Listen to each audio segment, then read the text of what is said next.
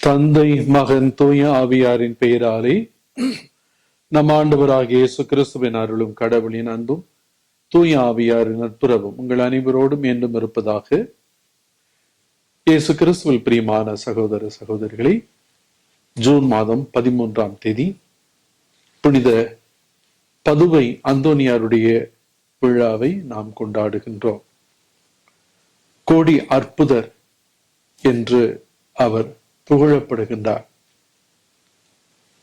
அந்தோனியாருடைய திருத்தலங்களுக்கு எல்லா மதத்தவரும் திரளாக கூடி அவரிடம் மன்றாடுகிறதை நாம் பார்க்கிறோம். எல்லா புனிதர்களுமே, ஏன் எல்லா மனிதர்களுமே மற்றவருக்காக இறைவனிடம் மன்றாடுவதற்குரிய ஒரு உரிமையும் ஒரு கடமையும் உண்டு. மற்றவர்களுடைய நலனுக்காக நாம் மன்றாடுவது என்பது சகோதரத்துவத்தினுடைய அடையாளம்.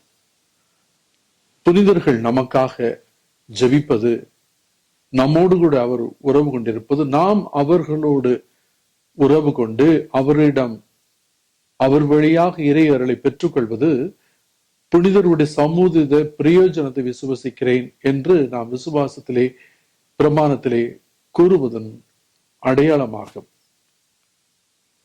மனிதர்கள் புனிதராக மாறுகிறார்கள், இறைவனோடு சங்கமிக்கின்றார்கள், நமக்கு அவர்கள் வழிகாட்டிகளாக இருக்கிறார்கள். பாவிகள் புனிதர்களாக மாற முடியும் என்று நம்பிக்கை தருகிறது.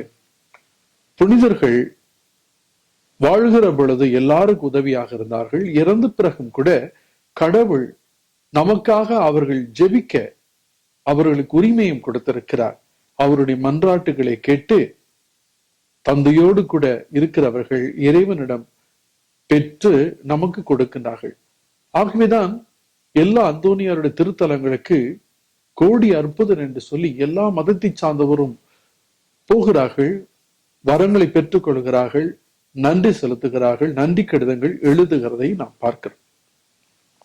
ஆக நாம் நேரடியாக கடவுளிடம் மன்றாட கடமைப்பட்டிருக்கிறோம். ஆனால் அதைவிட மற்றவருக்காக இறைவனிடம் மன்றாடுகிற பொழுது இறைவன் அது மகிழ்ந்து ஏற்றுக்கொள்ளுகின்றார்.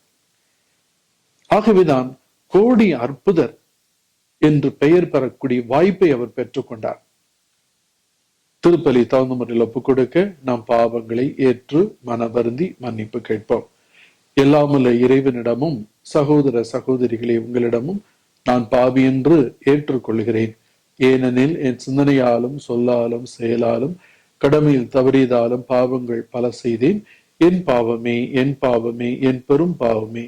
ஆகையால் எப்போதும் கன்னியான புனித மரியாவையும் வான தூதர் புனிதர் அனைவரையும் சகோதர சகோதரிகளை உங்களையும் நம் இறைவனாகிய ஆண்டவரிடம் எனக்காக வேண்டிக் கொள்ள மன்றாடுகிறேன். எல்லாமல்ல இறைவன் நம் மீது இரக்கம் வைத்து நம் பாவங்கள் அனைத்து மன்னித்து நம்மை நிலை வாழ்வுக்கு அழைத்து செல்வாராக. ஆமேன். ஆண்டவரே இரக்கமாயிரும், கிறிஸ்துவே இரக்கமாயிரும், ஆண்டவரே இரக்கமாயிரும். மன்றாடுவோமாக. என்றென்றும் உள்ள எல்லாமல்ல இறைவா, புனித அந்தோனியாரை தலை சிறந்த போதகராகவும் எங்கள் தேவைகளில் பரிந்து பேசுபவராகவும் மக்களாக எங்களுக்கு வழங்கியுள்ளீரே. அதனால் அவரது உதவியால் நாங்கள் கிறிஸ்துவ வாழ்வின் நெறிகளை கடைபிடிக்கவும் எங்களுக்கு நேரிடும் இன்னல்களில் எல்லாம் உமது உதவியை கண்டுணரவும் செய்வீராக. உமோடு தூய ஆவியாரி ஒன்றிப்பில் இறைவனாய் என்றென்று வாழ்நாற்று செய்கிற எங்கள் ஆண்டவரும் உம் திருமகனுமாய் இயேசு கிறிஸ்து வழியாகவும் மன்றாடுகின்றோம். ஆமென். முதல் வாசகம் அரசர்கள் முதல் நூலிலிருந்து வாசகம். 19ஆம் அதிகாரம் 19 முதல் 21 முடிய உள்ள இறைவசனங்கள். அந்நாட்களில் எலியா அங்கிருந்து சென்று சாபாற்றின் மகன் எலிசாவை கண்டார். அப்பொழுது அவர் ஏர் பூட்டி உழுது கொண்டிருந்தார். அவருக்கு முன்னே 11 ஏர்கள் இருந்தன. 12ஆம் ஏரை தாமி ஓட்டி கொண்டிருந்தார். எலியா அவரிடம் சென்று தம் மேலாடையை அவர் மீது தூக்கி போட்டார். எலிசா அவரை கடந்து செல்கையில் ஏர் மாடுகளை விட்டுவிட்டு எலியாவிடம் ஓடி வந்து, நான் என் தாய் தந்தையிடம் விடைபெற்று வர அனுமதி தாரும், அதன் பின் உம்மை பின் செல்வேன் என்றார். அதற்கு அவர், சென்று வா, உனக்கு நான் செய்ய வேண்டியதை செய்து விட்டேன் என்றார். எலிசா எலியாவை விட்டு திரும்பி வந்து ஏறு மாடுகளை பிடித்து அடித்து தாம் உழுத கலப்பைக்கு நெருப்பு மூட்டி அம்மாட்டு இறைச்சியை சமைத்து மக்களுக்கு பரிமாற அவர்களும் அதை உண்டனர். பின்பு அவர் புறப்பட்டு போய் எலியாவை பின்பற்றி அவருக்கு பணிவிடை செய்யலானார். இது ஆண்டவர் வழங்கும் அருள்வாக்கு. பதிலுரை பாடல். நீங்கள் சொல்ல வேண்டிய பதில் உரை: ஆண்டவர் தாமே என் உரிமை சொத்து. மறுபடியும் சொல்லுகிறேன், ஆண்டவர் தாமே என் உரிமை சொத்து. இறைவா, என்னை காத்தருளும், உம்மிடம் நான் அடைக்கலம் புகுந்துள்ளேன். நான் ஆண்டவரிடம் நீரே என் தலைவர் என்று சொன்னேன். ஆண்டவர் தாமே என் உரிமை சொத்து, அவரே என் கிண்ணம், எனக்குரிய பங்கை காப்பவரும் அவரே. பல்லவி. ஆண்டவர் தாமே என் உரிமை சொத்து, எனக்கு அறிவுரை வழங்கும் ஆண்டவரை போற்றுகின்றேன். இரவில் கூட என் மனச்சான்று என்னை எச்சரிக்கின்றது. ஆண்டவரை எப்போதும் என் கண்முன் வைத்துள்ளேன். அவர் என் வலப்பக்கம் உள்ளார், எனவே நான் அசைவுறேன். பல்லவி. ஆண்டவர் தாமே என் உரிமை சொத்து. என் இதயம் அக்களிக்கின்றது, என் உள்ளம் மகிழ்ந்து துள்ளுகின்றது. என் உடலும் பாதுகாப்பில் நிலைத்திருக்கும், ஏனெனில் என்னை பாதாளத்திடம் ஒப்புவிக்க மாட்டீர், உம் அன்பனை படுகொழியை காண விட மாட்டீர். பல்லவி. ஆண்டவர் தாமே என் உரிமை சொத்து.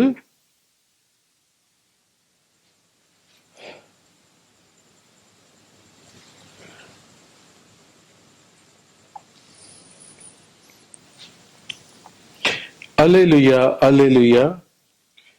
உம் ஒழுங்கு முறைகளில் என் இதயம் நாட்டம் கொள்ளச் செய்யும். உமது திருச்சட்டத்தை எனக்கு கற்றுத்தாரும். அல்லேலூயா. ஆண்டவர் உங்களோடு இருப்பாராக. புனித மத்தேயு எழுதிய பரிசுத்த நற்செய்தியிலிருந்து வாசகம். 5ஆம் அதிகாரம் 33 முதல் 37 முடிய உள்ள இறைவசனங்கள். A Gospel according to Matthew chapter 5 verses from 33 to 37. அக்காலத்தில் இயேசு கூறியது: பொய்யாணை இடாதீர், ஆணையிட்டு நேர்ந்து கொண்டதை ஆண்டவருக்கு செலுத்துவீர் என்று முற்காலத்தவருக்கு கூறப்பட்டிருப்பதை கேள்விப்பட்டிருக்கிறீர்கள். ஆனால் நான் உங்களுக்கு சொல்கிறேன், ஆணையிடவே வேண்டாம்.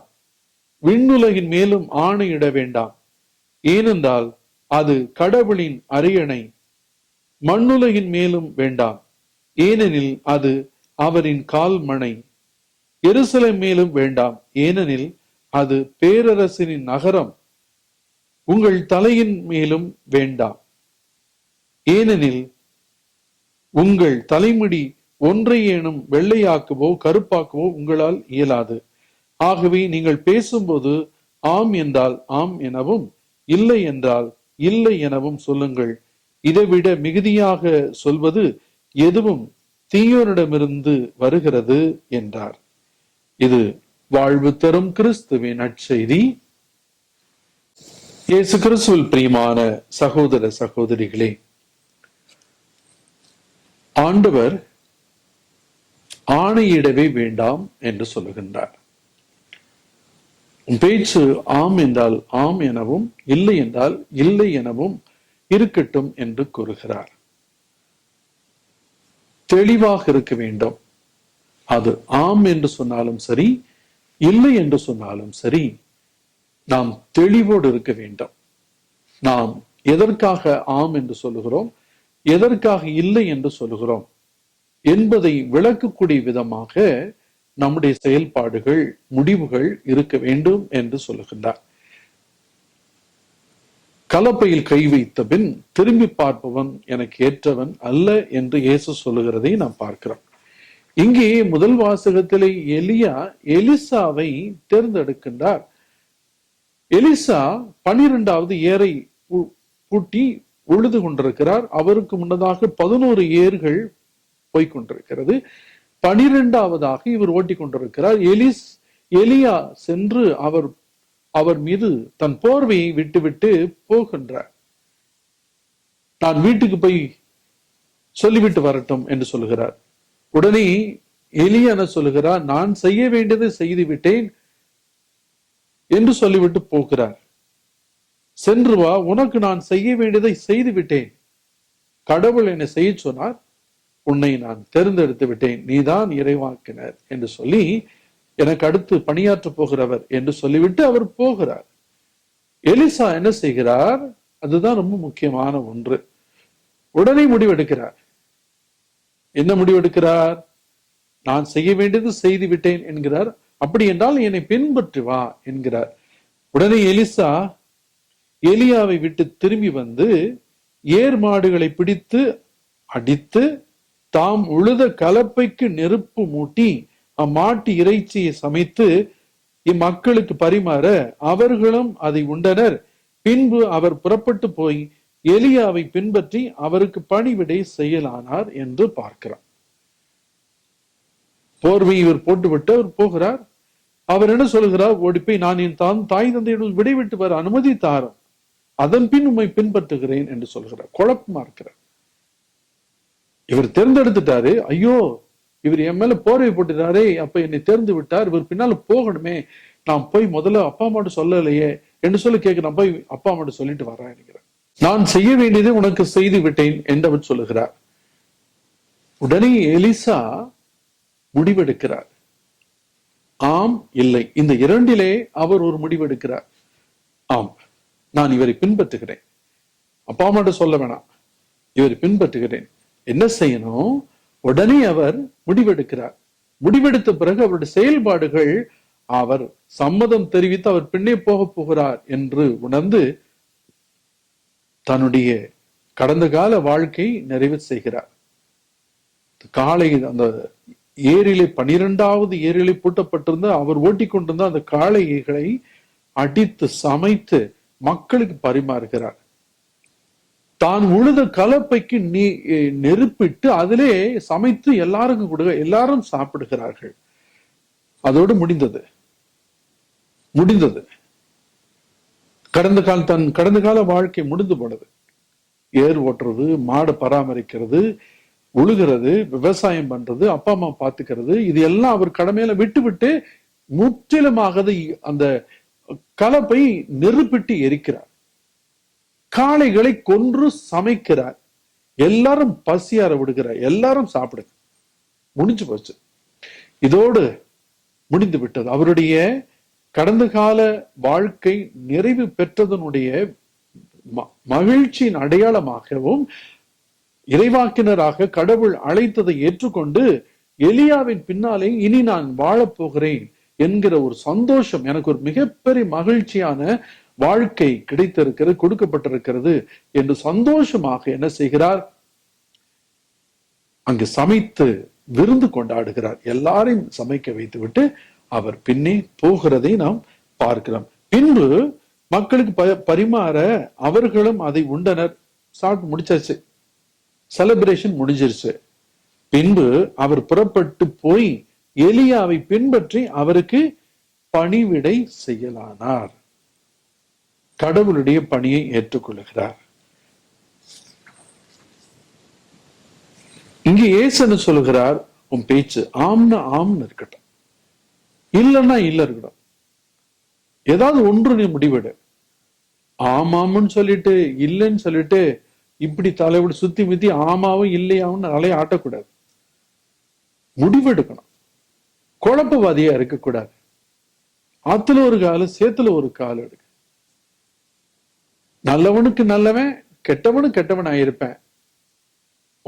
வம்பு தும்புக்கு போக மாட்டேன், வந்த சண்டை விட மாட்டேன். இதெல்லாம் ரெண்டும் கெட்டானா இருக்கிறது. நல்லவனா இருக்கிற சமயத்தில் நல்லவனா இருப்ப. நீ நல்லவனா இருந்தீன்னா உனக்கு நல்லவனா இருப்ப. நீயே கெட்டவனா மாறிட்டினா என்னுடைய மறுபக்கத்தை நீ பாத்துக்குவ. என்னை பகைச்சிட்டீல, நான் யாருன்னு உனக்கு காமிக்கிறேன் அப்படின்னா அவங்க எதுலுமே இல்லை.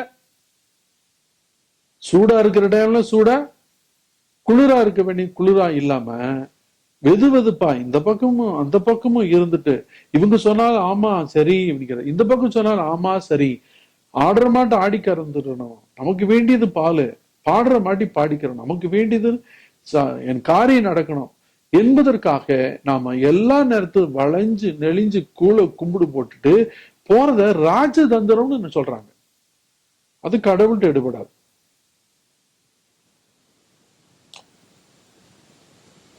உண்மையாரு அவங்க சொன்னாலும் ஏத்துக்கிற, இவங்க சொன்னாலும் ஏத்துக்கிற, உன்னுடைய விருப்பம் என்ன, உன்னுடைய கருத்து என்ன, நீ என்ன சொல்ற?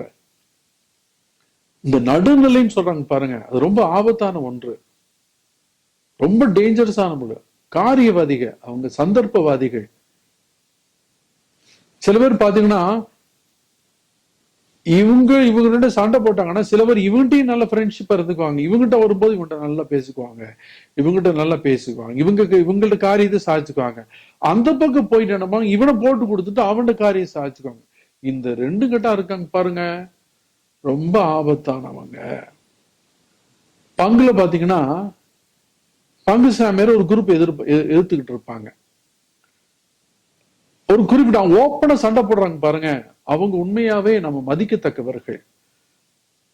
குருவானவர் ஏதாவது தப்புனா கரெக்டா ஓப்பனா சொல்லிடுவாங்க, இது சரியில்லை அப்படின்ட்டு. சில பேரு பங்கு சாமியாரோட தான் தான் பெரியாலும் காமிச்சுக்கிறதுக்காக எப்ப பார்த்தாலும் வர சாமியார்ட்ட சண்டை போடுவாங்க, அது வேற, அது குரூப் தனியே ஒதுக்கிடலாம். ஆனா எப்பவுமே நியாயமா இருப்பாங்க, கரெக்டா சொல்ல வேண்டியது கரெக்டா சொல்லுவாங்க.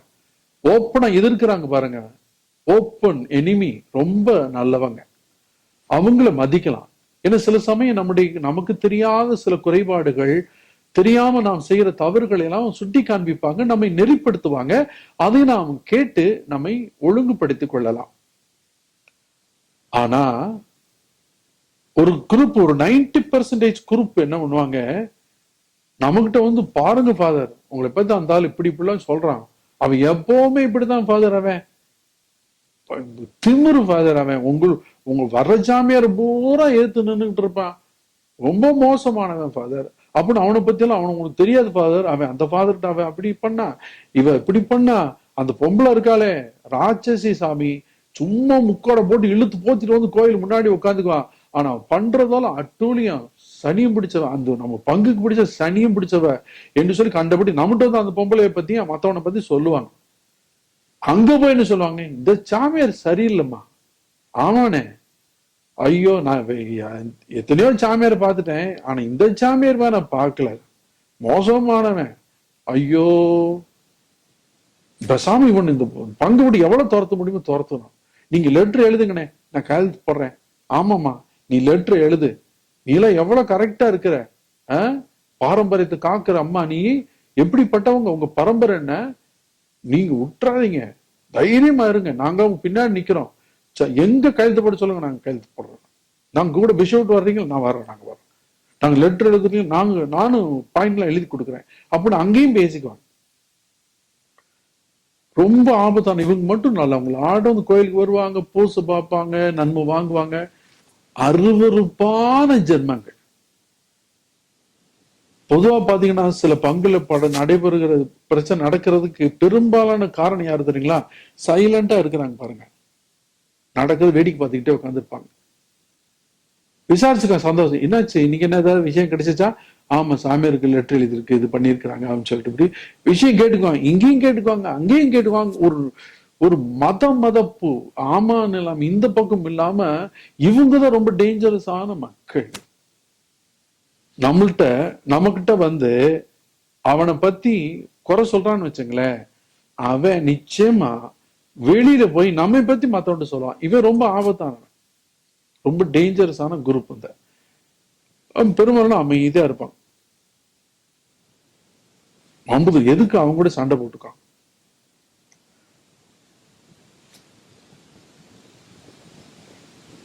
ஆண்டவர் சொல்றார், உன் பேச்சு ஆம்னா ஆம்னு இருக்கணும், இல்லைன்னா இல்லைன்னு இருக்கணும். பழைய பங்குல இருந்த போது ஒரு ஆள் பயங்கர ரவுடித்தனம் பண்ணிட்டு அதால அந்த துவக்கத்துல இருந்தே இப்படி இப்படி பிரச்சனை பண்ணி எல்லாரும் அவனை பார்த்தோன்னே எதுக்குடா வம்பு அவன்கிட்ட போகணும்னு சொல்லிட்டு ஒதுங்கிக்குவாங்க. என்னுடைய பாரிஷில் நான் வந்து எல்லாரும் கைதட்டி பாடுங்க, இன்வால்வ் ஆயிக்கங்க. பாட்டு பண்ணாலும் சரி, just involve your self, actions பண்ணுங்க. இப்படி கைதட்டுங்க, சும்மா சும்மா கைதட்டு வலிக்குதா, சும்மா இப்படியே பண்ணிட்டு இருங்க. நீங்க just involve your self, participate பண்ணுங்க, பங்கேற்பாளரா இருக்கணும். ஆனா முன்ன அந்த பொம்பளை வந்து இப்படியே உட்காந்து நான் கைதட்ட மாட்டேன் அப்படின்னு உட்காந்துக்கிட்டே இருக்கு. சரி, அவங்களுக்கு பிரியன்னு விட்டாச்சு. எல்லாரும் கைதட்டின மனுஷன் யாராவது சொன்னாங்கன்னு வச்சுங்களேன், அவங்களுக்கு நன்றி சொன்ன உடனே அந்த பொம்பளை கைதட்டும். ஆண்டவரை துதித்து பாடும்போது பொம்பளை கைதட்டாது. ஆனா மனுஷங்களை பத்தினா சொன்னா ஏதோ தேங்க் பண்ணோம்னா உடனே சந்தோஷமா கைதட்டும். அன்னைக்கு ஒரு நாள் அந்த மொட்டை கடிதாச்சு எழுதுறான் பாருங்க, இருந்தாலே அவங்க ஒய்ஃபோட வந்திருந்தார். அவங்களுக்கு வெட்டிங் டே. என் மேல அந்த நிறைய பெட்டிஷன் போட்டிருக்கேன். அப்படி அன்னைக்கு இருந்தாலும் வெட்டிங் டே. நான் அதெல்லாம் பரவாயில்லன்னு சொல்லிட்டு அதெல்லாம் பூசை ஒப்பு கொடுத்தோம். பூசை ஒப்பு கொடுச்சாமன்ட்டு பூசை முடிஞ்சோடனே அவரை பீடத்துக்கு முன்னாடி வர வச்சு நிக்க வச்சு, இவருக்கு இத்தனை பிறந்த நாள், இது திருமண நாள், அவருக்கு நம்முடைய பாராட்டுதல்களை தெரிவித்துக் கொள்ளும் சொல்லிட்டு happy wedding day to you பண்ணோன்னே இந்த பொம்பளை கைதட்டு சந்தோஷமா சிரிச்சுட்டு. ஏன்னா இவனை பகைச்சுக்கிட்டா வில்லங்க வரும்னு சொல்லிட்டு இவனுக்கு பயந்துகிட்டு இவன் ஏதாவது நம்மளை போய் திட்டிடுவான் அப்படின்ட்டு அவனுக்கு வெட்டிங் டே கைதட்டி சந்தோஷமா கைதட்டி பாடுது. ஒரு சாதாரண ஒரு மனுஷனுக்கு அவனுக்கு பயந்துகிட்டு அந்த பொம்பளை பயங்கரமா கைதட்டுது. ஒரு மாதிரி ஒரு அருவருப்பான ஜென்மங்கள் அதெல்லாம். நம் பரலோக தந்தைக்கு பாட்டு பாடுகிற பொழுது, தேவனுக்கு துதித்து பாடுகிற பொழுது கைதட்ட மாட்ட பொம்பளை, சாதாரண ஒரு பையன் மொட்டை கடிதம் எழுதிடுவான், அவனை பகைச்சுக்க கூடாது அப்படிங்கிறதுக்காக ஒரு அற்ப மனுஷனுக்கு கைதட்டிக்கிட்டு இருக்க அந்த பொம்பளை. இப்படி இருக்கக்கூடாது. ஆம்னா ஆம்னு இருக்கணும், இல்லைன்னா இல்லைன்னு இருக்கணும். கடவுளை தான் சொல்லுகிறார். எலியான சொல்றான், நான் செய்ய வேண்டி செஞ்சாச்சு, இது உன் பொறுப்பு. அன்பிக்கினியவர்களே, கடவுளுடைய கட்டளைகளை கடைபிடிப்பதிலே நாம் தான் முடிவெடுக்க வேண்டும். நான் ஆண்டவரோடு தான் இருப்பேன், நானும் ஈட்டாரோ ஆண்டவரையே செய்வேன், நீங்க என்னமோ பண்ணிட்டு போங்க, நானும் கடவுளை நான் தொழுவேன் என்கிற ஒரு முடிவு எடுக்க வேண்டும். முக்கியமா சில வீடுகள்ல பாத்தீங்கன்னா அப்பா அம்மா குடும்ப ஜெபமே பண்ண மாட்டாங்க. அவங்க முடிவு எடுக்கணும். நீ என்னமோ டியூஷன் எங்க போய்க்கு, கரெக்டா 8 மணிக்கு எல்லாரும் வீட்டுல இருக்கணும். அப்ப முடிவு எடுக்கணும். அம்மா இருந்துட்டு போகட்டும், சீரியல் உனக்கு சீரியல் வேணுமா, தேவன் வேணுமா, சீரியல் பார்க்கணும் பாருமா, இல்லைன்னா போயிடும், அவ்வளவுதான். எல்லாம் 8 மணிக்கு உட்காந்துடணும் என்று ஒரு முடிவு எடுக்கிறாரு பாருங்க. அப்பாவோ அம்மாவோ என்ன விளையாண்டுட்டு இருக்கிறீங்களா, எப்ப பார்த்தாலும் செல்போன் நோண்டிக்கிட்டு இருக்கிறீங்க, பையங்க எல்லாம் வச்சுட்டு வாங்க, டைம் 8 ஆச்சுன்னு ஜாம் பண்ணாம இருக்குது, சோறு கிடையாது ஒண்ணும் கிடையாது, ஒழுங்குமுறை உட்காருங்க என்று சொல்லி ஒரு உறுதியை எடுக்கிறாங்க பாருங்க. அத்தகைய நிலையைத்தான் ஆண்டவர் விரும்புகின்றார். நீ கிறிஸ்தவன், நீ என் கூட இருந்தா நீ என்னை சேகரிப்பாய், என்னை விட்டு விலகி போனா எனக்கு எதிராக இருந்தா நீ சிதறடிக்கிறாய். நீ ஒண்ணு என் கூட இருந்து எல்லாவற்றையும் கூட்டி சேர்க்கிறாயா, அல்லது எனக்கு எதிராக இருந்து எல்லாத்தையும் சிதறடிக்கிறாயா என்று தெளிவுபடும். நான் அப்படித்தான் பண்ணுவேன் அப்படிங்கிறான் பாருங்க. அவங்கள அறியாத மக்கள் புரிஞ்சுக்கிட்டாங்கன்னு சரியாயிருவாங்க. ஆனா ஒண்ணும் தெரியாம நம்ம இப்படி நடிச்சுக்கிட்டு, ஐயோ நான் உங்களெல்லாம் நான் இல்லைங்க, ஐயோ நம்ம உங்க பக்கம் தாங்க, அவங்க ஐயோ நடிக்கிறாங்க பாருங்க. ரொம்ப ஆபத்தான மக்கள். 4 பேர் பாக்குறாங்கன்னா உடனே பக்தியா ஜாம் பண்றது, அது ரொம்ப டேஞ்சரஸான ஆளுங்க. யார் பார்த்தாலும் பாக்காடி சார் என் வேலை நான் கரெக்டா செஞ்சிருவேன் நான். சில பேர் இன்னைக்கு லீவு, ஞாயிற்றுக்கிழமை, ஆஹா தூங்கு பூசிக்க போ, இன்னைக்கு ஒரு நாள் கிடைக்கும், நல்லா ஜாலியா தூங்கலாம், அன்னைக்கு நல்லா தூக்கம் வராது, ஆனா பரண்டு படுத்துக்கிட்டே இருப்பாங்க அவங்க. இன்னைக்கு லீவு, ஜாலியா இருக்கலாம், என்ஜாய் பண்ணலாம். அவங்க வாழ்க்கையில் ஆண்டவருடைய வளரவே முடியாது. அவங்க ஞாயிற்றுக்கிழமை கடன் பூச பார்க்கணும், அப்பா அம்மா முடிக்கணும், என்ன நினைச்சுக்கிட்டு இருக்கிறீங்க? பள்ளிக்கூடத்துக்கு மட்டும் காலைல 5 மணிக்கு எழுந்திருக்கிற, கோயில் போகும்போது ஞானதாஸ் கிளாஸ் போக மாட்டியா? எந்திரி எந்திரி, சோறு கிடையாது உனக்கு, முழுமுறையா எந்திரி, கோயிலுக்கு கிளம்பு என்று சொல்லி கூப்பிட்டு இருப்பாங்க. வர தாயும் தந்தையும் தான் சின்ன வயசுல இருந்து இந்த ஆம்னா ஆமு இல்லைன்னா இல்லை அப்படிங்கிற ஒரு பழக்கத்தை கொண்டு வருவாங்க. என்ன விளையாடுறியா? பூசைக்கு ஞாயிற்றுக்கிழமை போட்டு வயிற்று வலி நீங்கிற, தலைவலி நீங்கிற, நீ பரவாயில்ல, வயிற்று வலி வந்தாலும் பரவாயில்ல வா, இல்ல டிசன்டி, பரவாயில்ல வா, நீ அங்கேயே கோயிலே டாய்லெட் இருக்கு, நீங்க டாய்லெட் போ, வா கிளம்பு என்று ஒரு தெளிவான முடிவு அப்பா அம்மா தான் பிள்ளைகளுக்கு வளர்க்கணும். ஆன்மீகம் என்பது நம்ம சாத்தான் எதிர்த்து நிக்கிறோமா, ஆண்டவர் சொன்னபடி நான் பழத்தை சாப்பிட மாட்டேன், போ சாத்தானே அப்படிங்கிற ஒரு முடிவு எடுக்கிறோமா, இல்ல அப்படியா நான் பழம் சாப்பிட்டதே இல்ல, நல்லா இருக்குமா, கடவுள் சொல்லிருக்கிற செத்து போயிடும் நீங்கிறாங்க, நீ சொல்ற பார்த்து நான் சாக மாட்டேன்ற, இங்க கொடு டேஸ்ட் பண்ணி பார்க்கலாம், யாரு கடவுள் இல்ல எங்கேயும் இல்ல, சீக்கிரம் கொடு சீக்கிரம் கொடு, கடிச்ச இல்லையா நீ சாப்பிடியா அப்படின்னு சொல்லி ஏவாள சாப்பிடு, அந்த மாதிரி இருக்கக்கூடாது. கடவுள் சொன்னது புரிஞ்சிருக்கணும். அது புரியாதனாலதான் சாத்தான் சொல்றது வந்து பெருசா தெரியுது. மின்னுவதெல்லாம் பொண்ணு இல்ல, ஆனா மின்றதெல்லாம் பொய்யா ஏமாந்துடும். நாமும் சுய புத்தி இருக்கணும், சொல் புத்தி உதவாது, சுய புத்தி நாமும் உணர்ந்து இது ரைட்டா தப்பா நாம தான் முடிவு எடுக்கணும். நல்லவங்களாட்ட நடிக்கிறவங்கள ரொம்ப புனிதர்னு நினைச்சுக்கோ, கெட்டவங்க மாதிரி முரட்டுத்தனமா ஓப்பனா இருக்கிறாங்க அவங்கள பார்த்து ரொம்ப மோசமா நல்லா நினைக்க கூடாது. நாம முடிவு எடுக்கணும், ஒவ்வொருத்தருடைய செயல் சொல்ல பார்த்து அனலைஸ் பண்ணி நம்ம அதை பண்ணணும், தெரிஞ்சுக்கணும். ஆண்டவர் முக்கியமா சாத்தான் முக்கியமா, ரெண்டையும் நல்லா புரிஞ்சுக்கணும். முதல்ல ஆண்டவரை பத்தி அறிஞ்சாதான் சாத்தானை பத்தி தெரியும். பொய்ய உண்மை நேர்த்துக்கூடாது. ஆண்டவர் அந்த பொறுப்பை நம்மகிட்ட கொடுத்து விட்டார், நீ முடிவெடு. ஆம்னா என் பின்னாடி வா, நான் செய்ய வேண்டியது உனக்கு செஞ்சுட்டேன், நீ வர்றனா வா, நான் உனக்கு செய்ய வேண்டிய செஞ்சுட்டு, நீ வந்தாலும் சரி வராட்டி போதும் உன் பொறுப்பு, நான் செய்ய வேண்டிய செஞ்சுட்டு சொல்லி எளியா நடந்து போறாரு. கட்ட கட்ட கடன்னு எல்லாம் மாட்டு அடிச்சு ஏறு, இனி ஏறுனா தானே நீ தேவையில்லை, எனக்கு கடந்த கால வாழ்க்கைய வேணாம். மாடெல்லாம் அழிச்சு கலப்பையெல்லாம் எரிச்சு சாப்பாடுக்கு எல்லாம் முடிச்சு சாப்பிட்டாச்சா, முடிஞ்சு போச்சு, கை கழுவிட்டு வாங்க நான் போறேன் அப்படின்னு ஓடுற எலியா பின்னாடி போடுற. இந்த ஒரு தெளிவு முடிவு நமக்கு வேண்டும். 4 பேர் பார்க்கும்போது நம்ம ஆன்மீகம் நல்லதா காமிச்சுக்க கூடாது. 4 பேர் பார்க்கும்போது நம்ம ஜெபித்து, 4 பேர் பார்க்கும்போது மட்டும் நல்ல காரியங்களை செய்யறது, ஒரு 10 பேரை வச்சுட்டு நல்லது செய்யறது, அது பித்தலாட்டத்தனம், பொய் சொல்ற.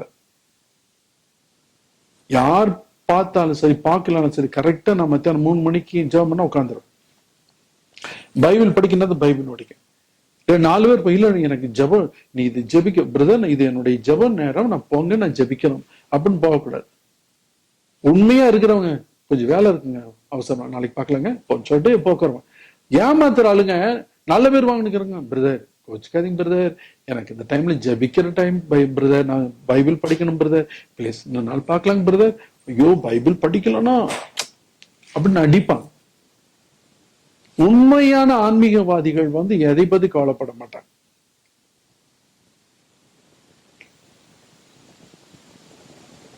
பிரசங்கத்துல மகனே கவலைப்படாத, ஆண்டவர் நீ என்ன பாவியா இருந்தாலும் உன்னை மன்னித்து விடுவார், கவலைப்படவன் கண்ணீரை துடைக்கிறார் அப்படின்னு ஓவரா ஒருத்தர் ஐஸ் வைக்கிறான்னு வச்சுக்கணும், அவன் ஏமாத்துறாருன்னு அர்த்தம்.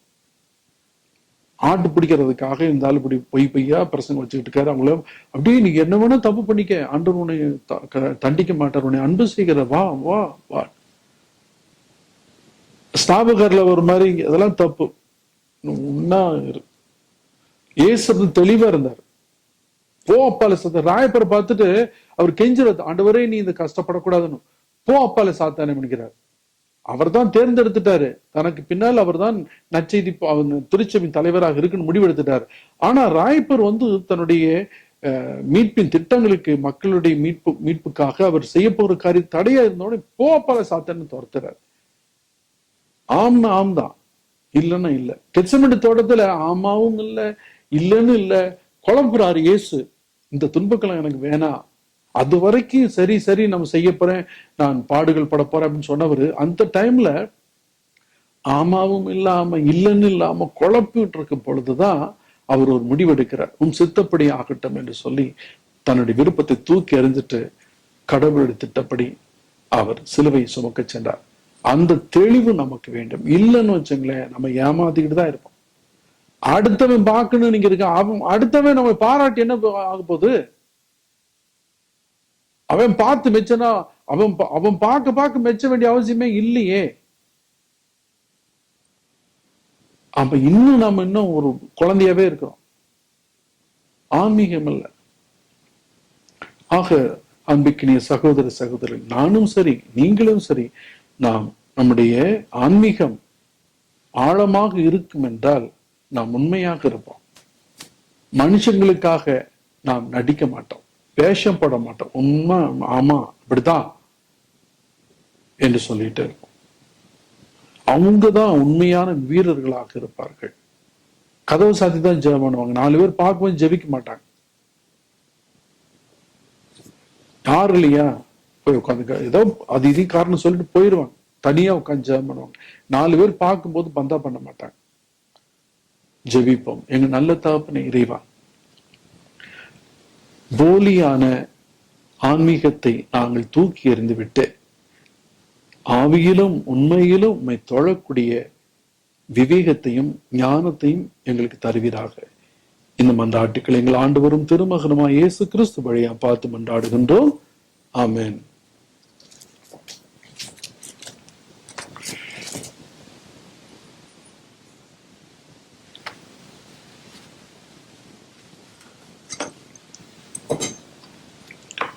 ஆண்டவரே, அனைத்துலக நிறைவா நீர் வாழ்த்து பெறுவீராக. ஏனெனில் உமது வல்லன்மையிலிருந்து நாங்கள் இந்த அப்பத்தை பெற்றுள்ளோம். நிலத்தின் விளைவு மனித உழைப்பு பயணமான இந்த அப்பத்தை ஒப்புக் கொடுக்கிறோம்.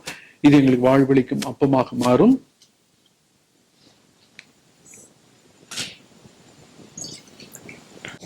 கிறிஸ்து நமது மனிதையில் பங்கு கொள்ள திருவுளமான நாமும் இந்த ரசம் தண்ணீர் இவற்றை மறைபொருள் வழியாக நாமும் இறையியல்வில் பங்கு பெறுவோமாக.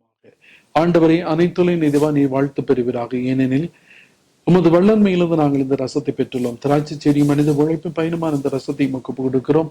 இது எங்கள் ஆன்மீக பானமாக மாறும்.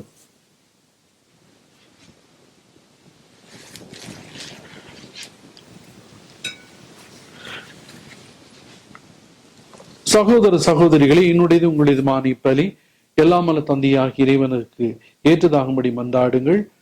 ஆண்டவர் தமது பெயரின் புகழ்ச்சிக்காகவும் ஆட்சிக்காகவும் நமது நன்மைக்காகவும் புனித திரு அவை அனைத்து நலனுக்காகவும் உமது கையிலிருந்து இப்பலியை ஏற்றுக்கொள்வாராக.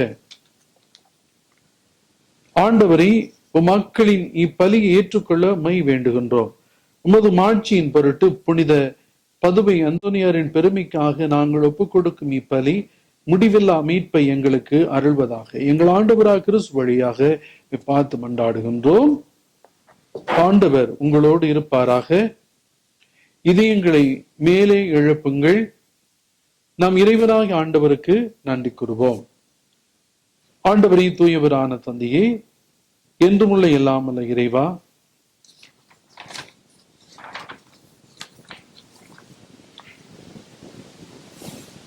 எங்கள் ஆண்டவராக கிறிஸ்து வழியாக எந்நாளும் இவ்விடத்தில் நாங்கள் நமக்கு நன்றி செலுத்துவது மெய்யாகவே தகுதியும் நீதியுமாகும், எங்கள் கடமை மீட்புக்குரிய செயலுமாகும்.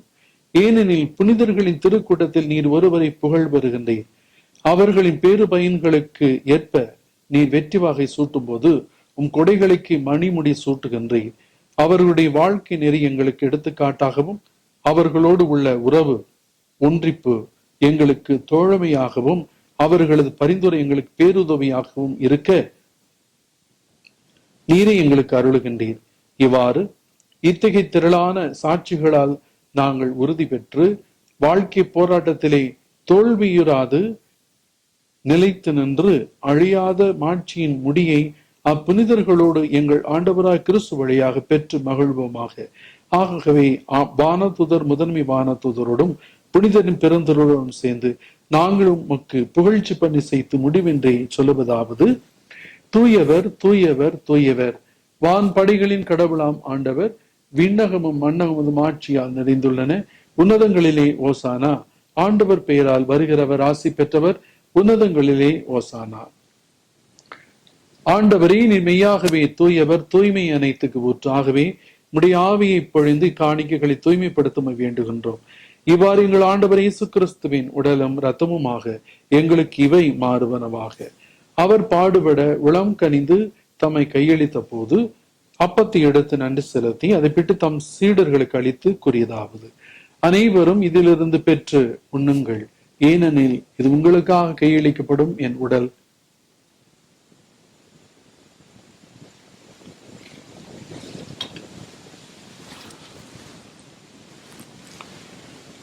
அவ்வளமே இரவு விருந்து அருந்திவின் கிண்ணத்தையும் எடுத்து மீண்டும் நன்றி கூறி தம் சீடர்களுக்கு அளித்தவர் கூறியதாவது, அனைவரும் இதிலிருந்து பெற்று பருகுங்கள், ஏனெனில் இது புதிய நிலையான உடன்படிக்கைக்கு உரிய என் இரத்தத்தின் கிண்ணம். இது பாவ மன்னிப்புக்கு என்று உங்களுக்காம் பலருக்காம் சிந்தப்படும். இதை என் நினைவாக செய்யுங்கள்.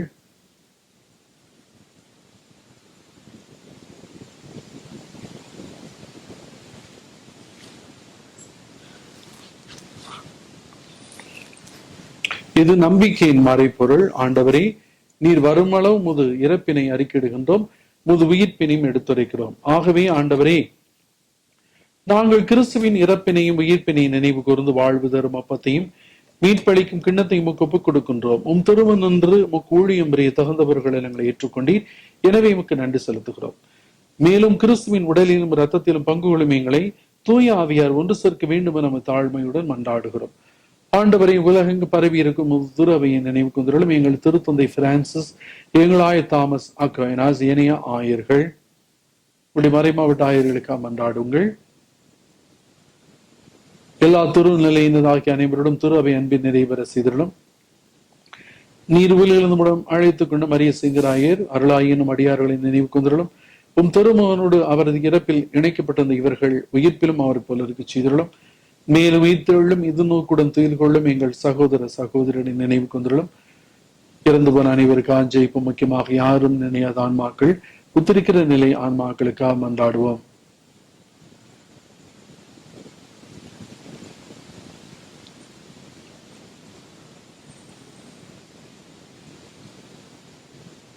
இறந்தோர் அனைவர் இறக்கத்தோடு நினைவு கொண்டும் திருமக ஒளியினுள் ஏற்றுக்கொள்ளும் எங்கள் அனைவர் மீது இரக்கமாயிரும். கடவுளின் கன்னித்தானப்படுது மரியாள், அவருடைய கணவரானப்படுது யோசேப்பு, இப்படி திருத்துதர்கள் இவ்வுலையிலும் முக்கியவராயிருந்தோர் எங்கள் பாதுகாவலியாகி புனித சலைத் மாதா, இன்னும் நாங்கள் விழா கொண்டாடும் புனித பதுவை அந்தோனியார் மற்ற புனிதர் அனைவருடனும் நாங்கள் நிலைவாழ் பங்குகளும் தகுதி பெற்று உன் திருமண இயேசு கிறிஸ்து வழியா பொழுது வரமருளமை மன்றாடுகின்றோம்.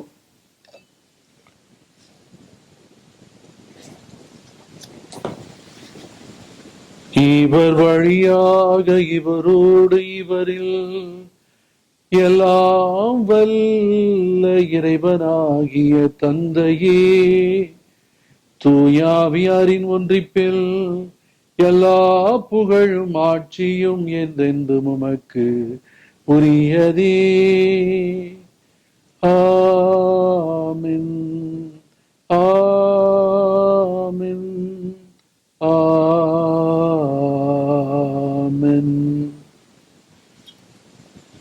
மீட்பரின் கட்டளையால் கற்பிக்கப்பட்ட தெய்வ படிப்பினையால் பயிற்சி பெற்ற நாம் அனைவரும் மகிழ்ந்து ஜெபிப்போம். விண்ணுலகில் இருக்கிற எங்கள் தந்தையே, உமது பெயர் தூயதென போற்ற பெறுக, உமது ஆட்சி வருக, உமது திருவிழா விண்ணுலகில் நிறைவேறுவது போல மண்ணுலகிலும் நிறைவேறுக. எங்கள் அன்றாட உணவை இன்று எங்களுக்கு தாரும். எங்களுக்கு எதிராக குற்றம் செய்வோரை நாங்கள் மன்னிப்பது போல எங்கள் குற்றங்களை மன்னியும். எங்களை சோதனைக்கு உட்படுத்தாதையும் தீமையிலிருந்து எங்களை விடுவித்தரலும். ஆண்டவரை, தீமை அனைத்திலிருந்தும் எங்களை விடுவித்து எங்கள் வாழ்நாளில் அமைதியை கனிவுடன் அருளவும் அன்றாடுகிறோம். உமது இறக்கு உதவியா நாங்கள் பாவத்திலிருந்து எப்போதும் விடுதலை பெற்று யாதொரு கலக்கமும் இன்றி நலமாயிருப்போமாக. நாங்கள் எதிர்நோக்கி இருக்கும் பேரின்பத்துக்காம் மீட்பரா இயேசு கிறிஸ்து வரைக்காம் காத்திருக்கின்றோம். ஏனெனில் ஆட்சியும் வல்லமையும் மாட்சியும் என்ற நிம்மதி. ஆண்டவரே இயேசு கிறிஸ்துவே, அமைதியை உங்களுக்கு விட்டு செல்கிறேன், என் அமைதியை உங்களுக்கு அளிக்கிறேன் என்று திருத்தூதர்களுக்கு மொழிந்தீர். எங்கள் பாவங்களை பாராமல் உத்தரவை நம்பிக்கை கண்ணோக்கியும் திருவுளத்துக்கு ஏற்ப அதற்கு அமைதியையும் ஒற்றுமை அளித்தல்வீராக. என்னென்னு வாழ்ந்து ஆட்சி செய்கின்றவர் நீரே. ஆண்டவருடைய அமைதி உங்களோடு என்றும் இருப்பதாக. ஒருவருக்கொருவர் கிறிஸ்தன் அமைதியை பகிர்ந்து கொள்வோம். உலகின் பாவங்களை போக்கும் இறைவனின் செம்மறியை எங்கள் மேல் இரக்கமாயிரும். உலகின் பாவங்களை போக்கும் இறைவனின் செம்மறியை எங்கள் மேல் இரக்கமாயிரும்.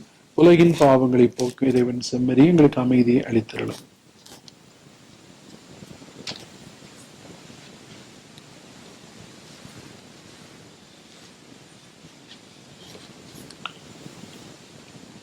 இதோ இறைவனின் செம்மறி, உலகின் பாவங்கள் அனைத்தை போக்குண்டவர். இச்செம்மறி விருந்திற்கு அழைக்க பெற்றுக்கு நாம் அனைவரும் பேர் பெற்றோர். ஆண்டவரை தேவரே, என்னிடத்தை அழிந்தெளி வரலாம் தகுதியற்றவன், ஆனால் ஒரு வார்த்தை மட்டும் சொல்லிடலாம், எனது ஆன்மா நலமடையும்.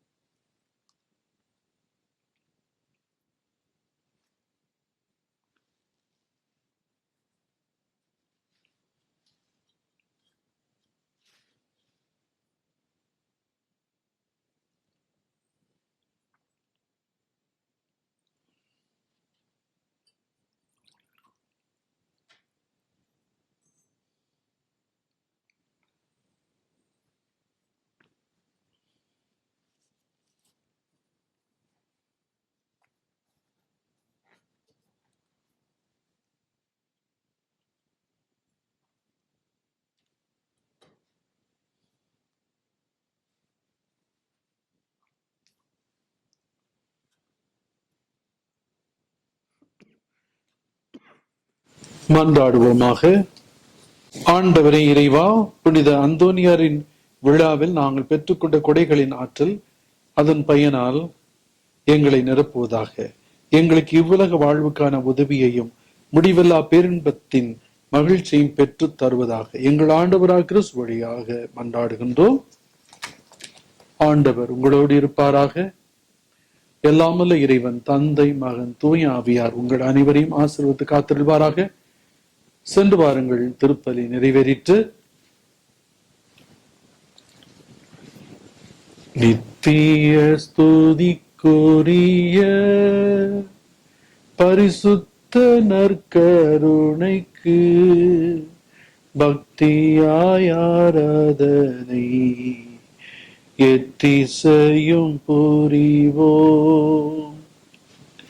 அச்சிட சிலுவை அடையாளத்தினாலே எங்கள் சத்துருக்களிடமிருந்து ரட்சித்தருளும் எங்கள் சர்வேஸ்வரா, தந்தை, மகன், தூய ஆவியாரின் பெயராலே ஆமென். Praise the Lord. ஹல்லேலூயா. இயேசுவே ஆண்டவர். மரியே வாழ்க. அருள் மிக பெற்ற மரியே வாழ்க. ஆண்டவர் உடனே பெண்களுக்குள் ஆசீர்வதிக்கப்பட்டவர் நீரே. இப்படி திருவயிற்றின் கனியாகிய இயேசுவும் ஆசீர்வதிக்கப்பட்டவரே. புனித மரியே, இறைவனின் தாயே, பாவிகளாயிருக்கிற எங்களுக்காக இப்பொழுதும் எங்கள் இறப்பின் வேளையிலும் வேண்டிக் கொள்ளும். ஆமென். தந்தைக்கு, மகனுக்கு, தூய ஆவியாருக்கு மகிமை உண்டாவதாக. தொடக்கத்தில் இருந்தது போல இப்பொழுதும் எப்பொழுதும் என்றென்றும் இருப்பதாக. ஆமென். புனித அந்தோணியாரே, அனைத்து புனிதர்களே, புனிதையர்களே, புனித சலேத் மாதாவே, தந்தை, மகன், தூய ஆவியாரின் பெயராலே